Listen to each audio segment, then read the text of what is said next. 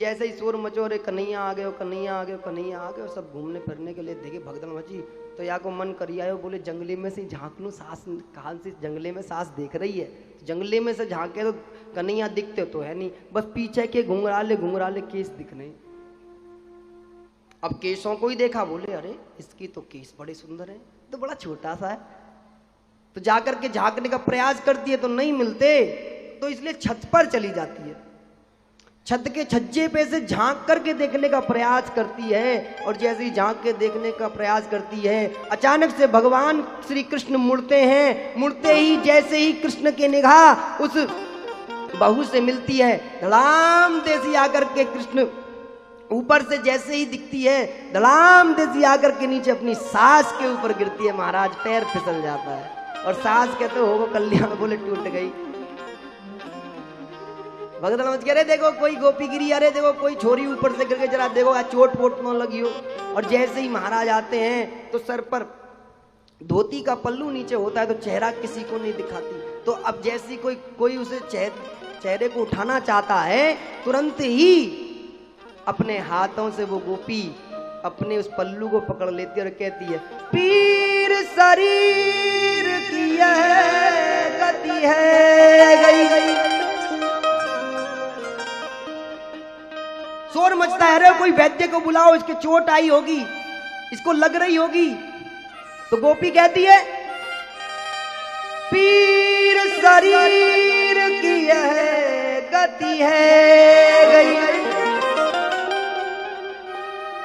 वैद्य मिले मोहि नंद दुलारो। मुझे वैद्य मत बुलाओ किसी को, यदि वैद्य दो तो इस नंद के लाला को ही दो, यही मेरे को ठीक करेगा।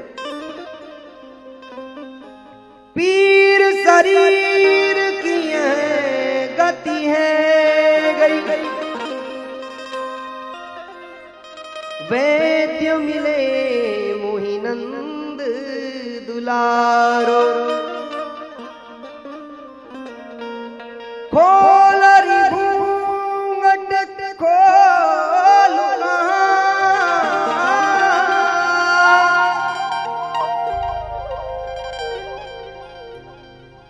खोल री घूंघट खोल,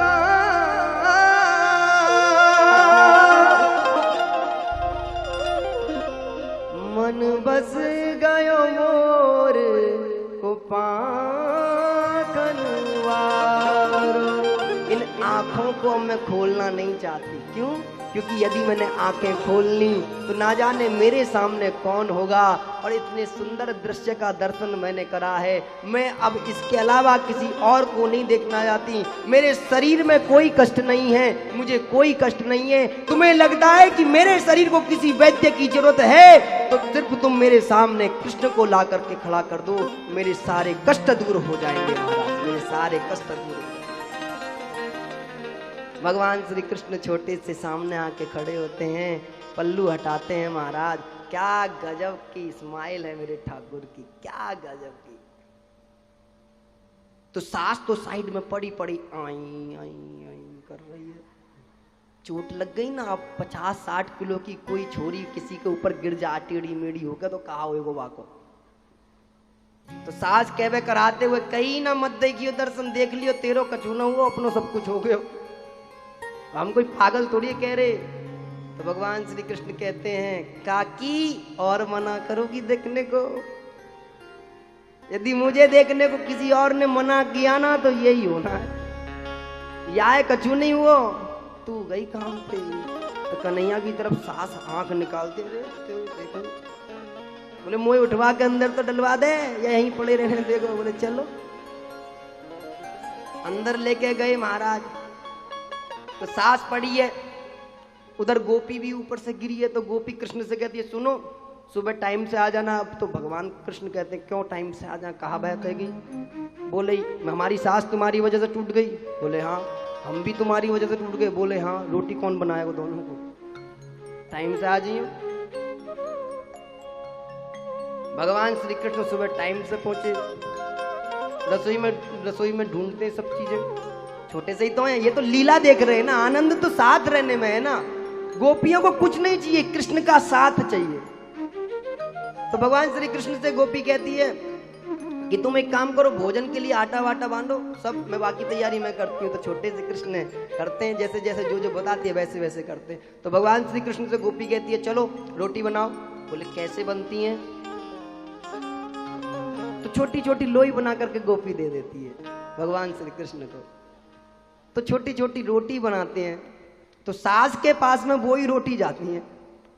सास थाली में जब रोटी देखी तो सास हंसती है, बोले इससे मेरा पेट भरेगा। बोले काकी ये मेरे हाथ की रोटी है, ये पेट और मन और भाव तीनों भर देगी, बस खाके तो देख।